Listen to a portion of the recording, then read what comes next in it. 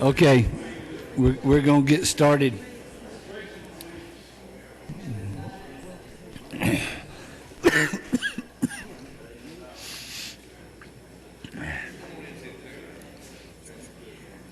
Let me tell you something, Chuck.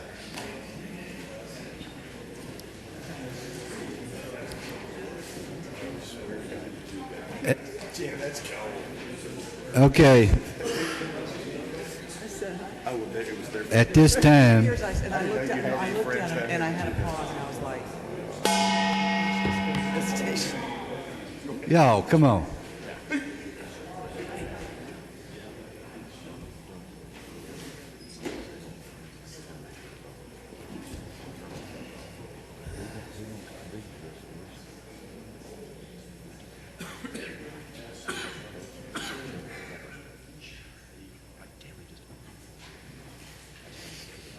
Okay. At this time, I'm going to ask Mr. Peake if he'll open us with prayer.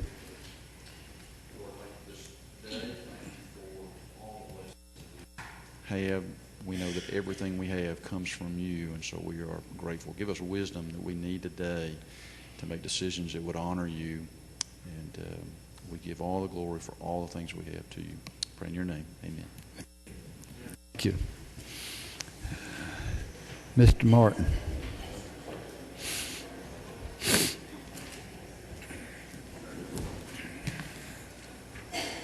Thank you, Mr. Chairman.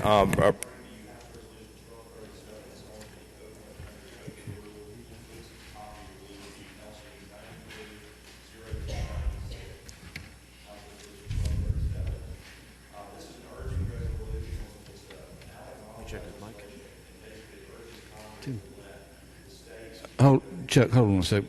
Pull that thing closer to you. I don't think anybody can hear you. Are you I think the green light was off, Mr. Chairman. Okay. Am I better now? Yep. If we'll go back then, we're on the front page of the green sheet under the Blue open sheet. rule, House Resolution 1237 LC 930296. If everybody's there, I'll continue. This is an urging resolution urging Congress to cease collection of the motor fuels tax in Georgia and by proxy across the country. Basically, there's an 18.5 cent tax collected. Much of that money goes, all of that money goes to Washington. Much of that money comes back to the states. Georgia is a donor state, as are another number of others. And what we're seeking to do here is to urge Congress to follow up on legislation that has been introduced in the House by, among others, our former member Tom Graves, and in the Senate, our Senator Johnny Isakson is sponsoring legislation, and we're just urging Congress to pass that measure and allow the states to keep their money in the state. Any questions? Thank you. Thank you, Mr. Chairman. Thank you, members of the committee. Mr. Ramsey.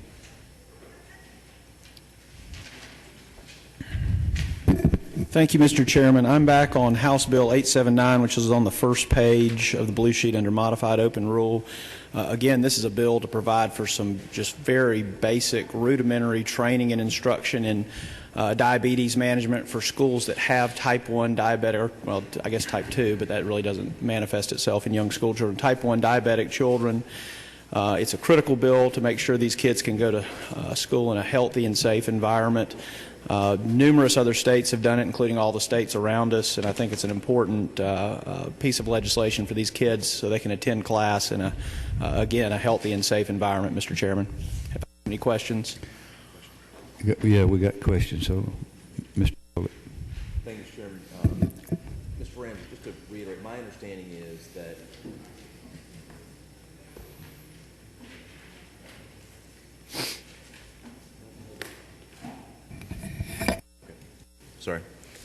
my understanding is that from a cost standpoint, there really is no cost because the Juvenile Diabetes Foundation has an established program whereby they go into the school systems to go ahead and administer this training as to what is arguably the most prevalent childhood disease that those folks, that schools and any entity that deals with children has to deal with generally these days. And so from a cost standpoint, we're talking either de minimis or nothing other than the X number of hours, I assume 1 or 2 hours training that will be involved in and having the training. That's about it. I'm glad you asked that. Other than that, I guess to the extent that you can put a value on the couple of hours it takes to receive the training, I've been through that training. Many family members have been through that training. That's right. The American Diabetes Association has all the training resources that they will provide, and they've said this multiple times, free of charge to the state as they develop this training protocol. The training protocol is very prevalent and well known out there. It's something that can be, again, provided free of charge because there's so many resources out there, and we can make sure they get down to the school level, particularly in schools that don't have school nurses. That's where it's really, really critical, because what this bill's not going to do is change the number of diabetic children in the state. They're sitting in class all day, every day, in what is potentially a life or death situation if they get outside their range on their blood sugars. This is a very unique disease in that it requires hour by hour management. You have to take account every meal that you eat, how much insulin you have to inject. Every time you go to PE, if I'm going to exercise a lot, am I going to have a low blood sugar situation? Do I need my glucagon shot nearby in case I get low and go into diabetic shock? So I appreciate the question, Mr. Chairman. Thank you, Chairman. Any other questions? Thank you. Thank you. Ms. Purcell.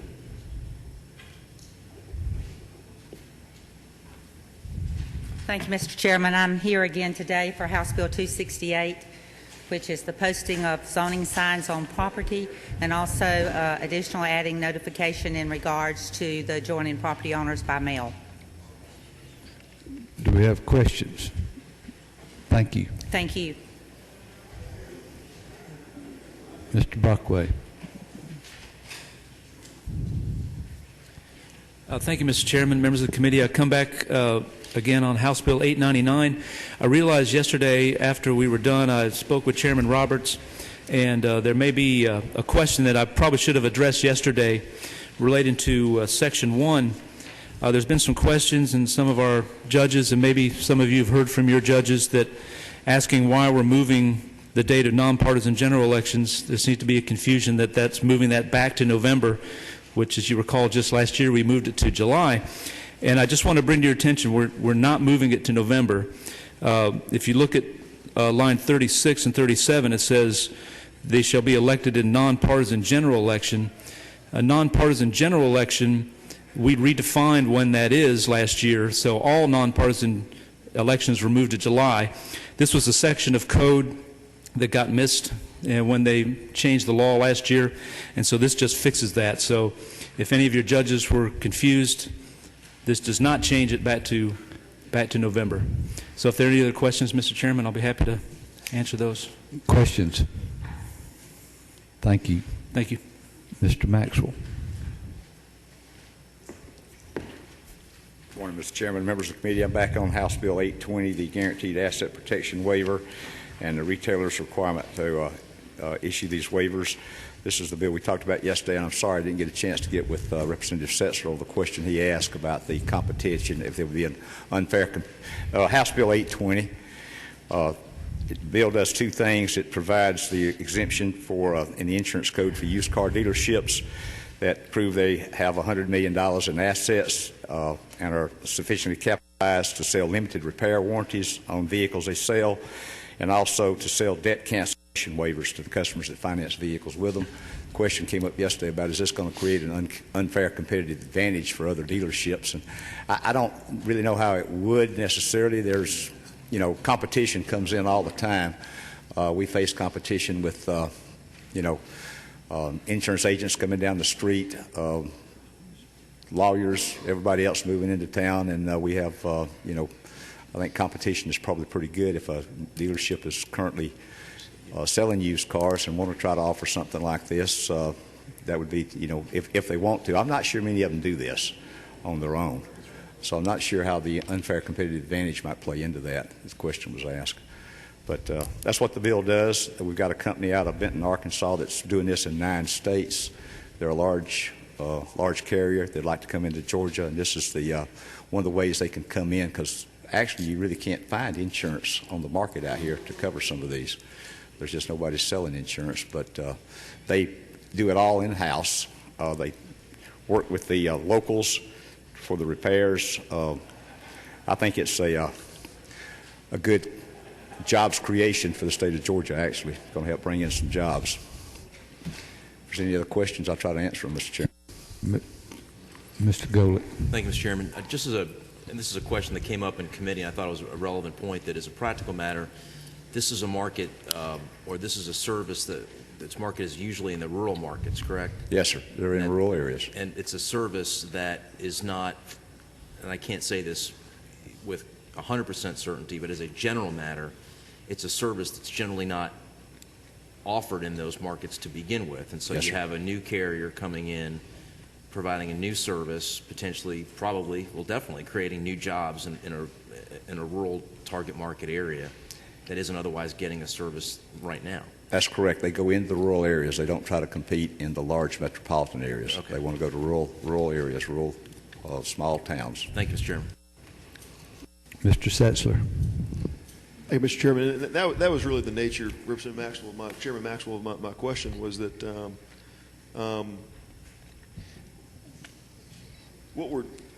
these are products that are not being offered today, but we're allowing a company to offer a product based on the size of equity they've got in their company, $100 million or larger.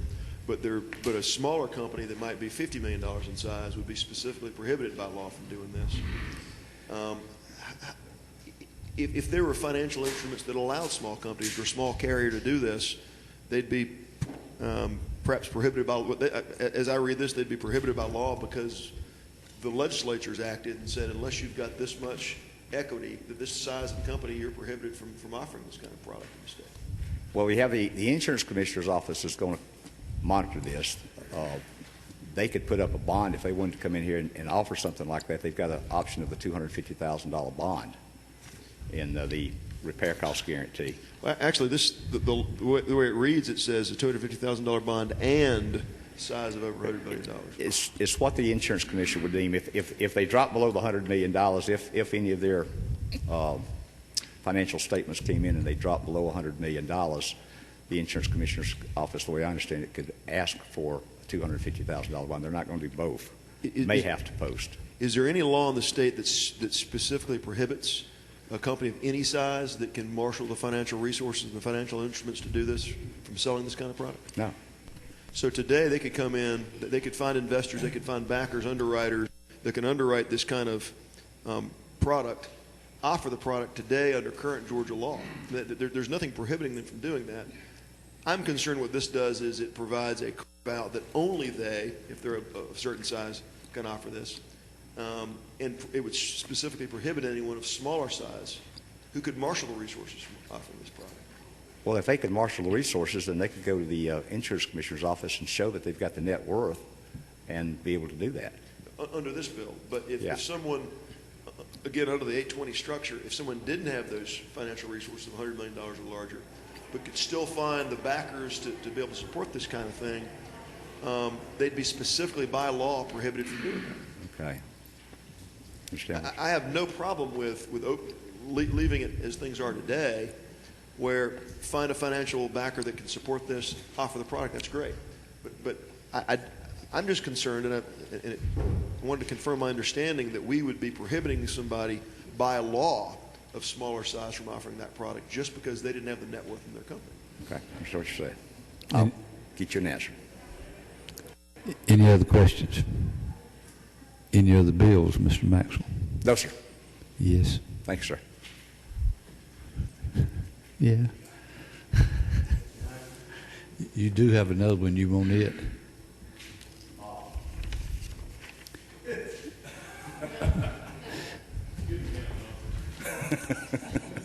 $183.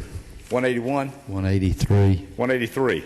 Yes, sir, I do have another one. I wasn't going to ask for it today. I was going to try to work one at a time, but 183 is a House retirement bill, a legislative retirement bill.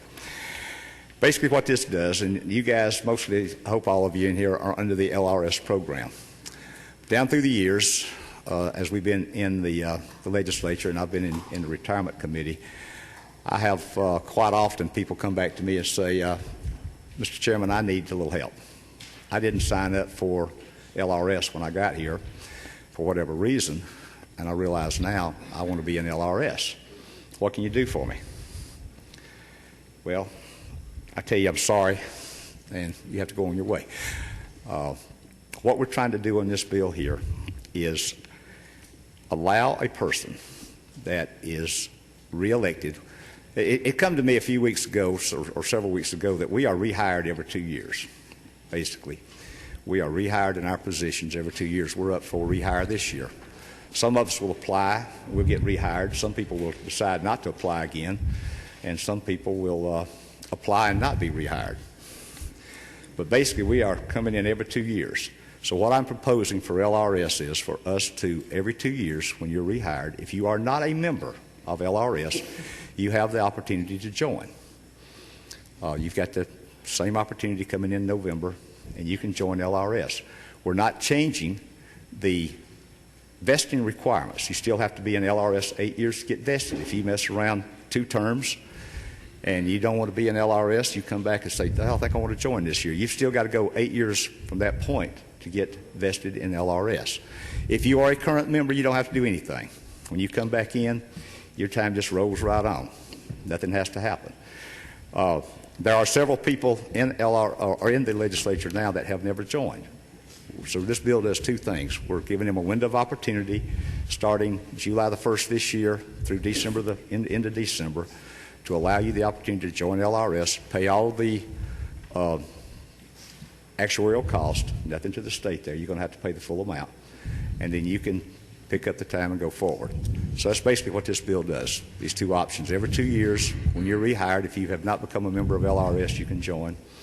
If you have not purchased or not in there now, you're going to have a window of opportunity. And that's what 183 does, Mr. Chairman. I'll try to answer questions on that. The only question that the chair would have would be, you need to do this on the health insurance side also. People can't get in. You don't choose it, you ain't going to get it. Give them another opportunity as they're rehired every 2 years. It's there. If you get the if you're in LRS, it's the same availability that you have now, Mr. Chairman. Thank you, Mr. Maxwell. Thank you, members. Wait a second, Mr. Smith. Say you've been in the legislature 4 years, can you buy back that time?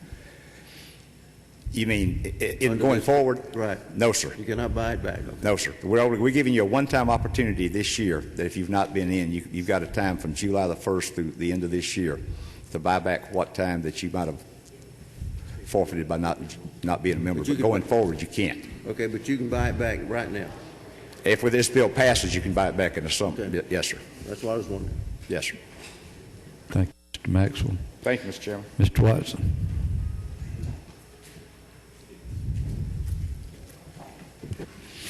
Thank you, Mr. Chairman. I'm here to ask for, let me get the number correct today, House Bill 845.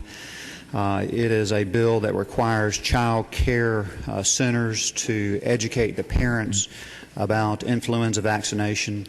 The reason is that influenza vaccination is a herd phenomenon. The more people that have it, the better off all of Georgians are.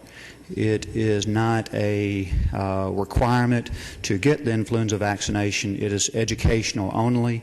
The child care center has to log on to cdc.gov, print out 2 pages of information, and give it to the parents. That is all that's required. If they do not do this, they are not held civil or criminally liable. It is an educational, informational bill only. Questions? Thank you. Thank you. Mr. Allison. Thank you, Mr. Chairman. Members of the committee, on the back page, modified structure, first one, House Bill 372. All this bill does, this bill was brought before the Clerks Association. All this bill does is reduce the amount of time that a Superior Court clerk has to hold on to an unclaimed cash bond. Currently, under state law, they have to hold on to that bond for 7 years. This would reduce it to a year. The best address a Superior Court clerk is ever going to have for someone who posted a bond will be in the first 6 months. After that, some of these people move out of the district. They don't let people know. So this just has been an accounting nightmare for our clerks, and they ask for that time to be reduced. I'll be happy to answer any questions. Questions? Thank you. Thank you. Ms. Dempsey. Yes, sir. Thank you. I would like to ask again for House Bill 434 to allow social workers to, excuse me. And Try it again. Am I on now? Okay. Yes. Thank you. I would like to ask for House Bill 434, which will, in essence, bring into alignment the scope of practice of licensed clinical social workers and allow them to receive reimbursement for diagnosing mental health, particularly. It will address some of the great concerns that we're seeing in this arena. Also, I'd like to ask that it could be moved to modified structured to make sure that the conversation is only about licensed clinical social workers. Okay, any questions, Ms. Dempsey? Thank you. Ms. Sims, Mr. Mitchell, excuse me. Thank you, Mr. Chair. I direct your attention to modified structure, House Bill 419. Mr. Chair, it's an extraordinary bill. It will give Georgians much-needed consumer protection and as it comes to foreclosure in this state, giving them a right to cure their foreclosure. I might add that this bill has been well vetted in the subcommittee of judiciary as well as the full committee, has not received a negative vote anywhere in the process. Every consumer group, business, banking on both sides of this issue have embraced this bill. Absolutely. And it's certainly good for the chairman's career. I would ask that you would schedule this bill, Mr. Chair. Any questions, Mr. Mitchell? Mr. Cassis. Thank you, Mr. Chairman. I'd like to request House Bill 792 under the modified open rule. Is a bill that came out of higher ed, and all we're doing is amending the Non-Public Post-Secondary Educational Act, just relieving some institutions that are accredited by recognized accrediting agencies will be able to be licensed in Georgia without having every year to submit their catalogs and a whole list of materials. And so it's a paperwork reduction act. Any questions? Thank you. Now, Ms. Sims. Thank you, Mr. Chairman. I'd like to ask for consideration on House Bill 776. It is an explanation of last year's bill that was not completely clear. It is just verification for consolidated governments and nonpartisan elections. Thank you. Mr. Ward. Thank you, Mr. Chairman. I'd like to put my name with Representative Brockway on that House Bill 899. That is a very much existing problem with what we did last year and not making the change as required. Also in the section is covered under that Section 1 of his bill, because the courts, all the Superior Court judges are up for election. Appellate courts are really in a quandary about which election should they be qualifying for, and there may be challenges if we don't get it corrected. So it's an important bill we do try to get done. Thank you. Mr. Stevens. Thank you, Mr. Chairman. Chairman Knight has already come before us with House Bill 875, the mining of data in your personal records, Department of Natural Resources. I'd like to put my name beside that one. Also, Representative Purcell's putting dates on zoning requirements and notices on House Bill 268. The Minority Leader, Ms. Abrams. Thank you, Mr. Chairman. I would like to ask for HB 681. This is a food sales and service bill introduced by Representative Dickerson that would solve the nonprofit tasting issue.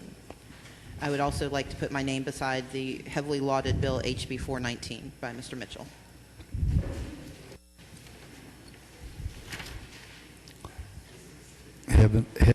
Heavily lauded. Mr. Weldon, are you going to laud?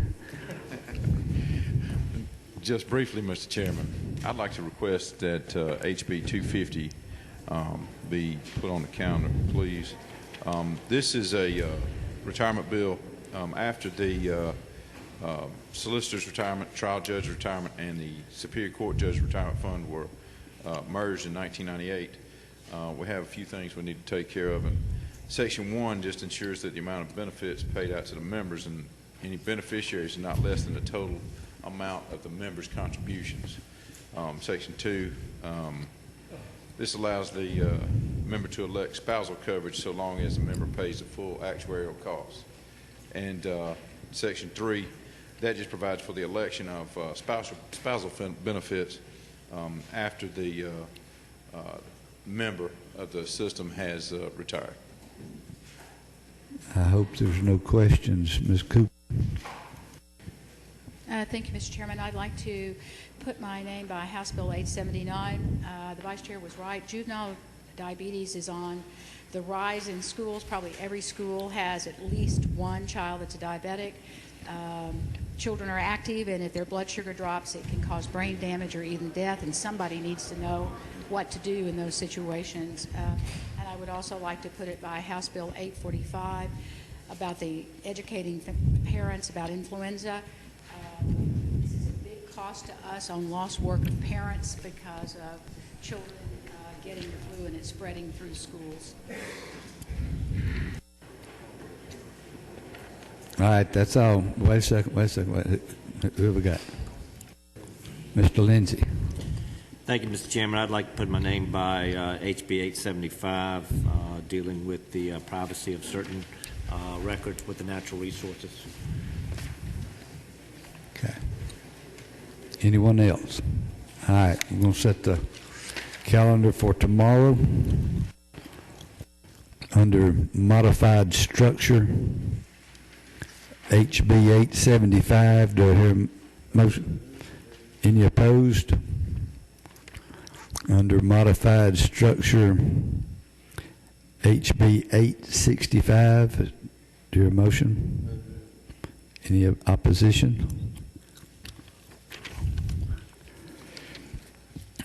Under modified open, HB 183. Any opposition? Under modified open, HB 863. Do I hear a second? Any opposed? Let's try it again. All right, all those in favor signify by aye. Aye. Those opposed? No. The ayes have it.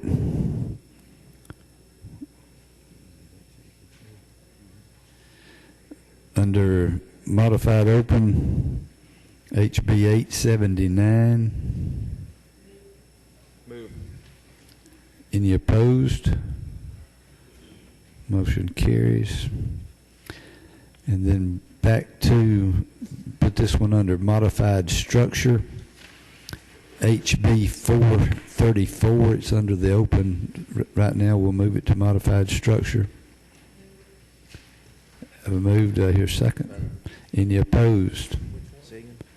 HB 434. That's the calendar.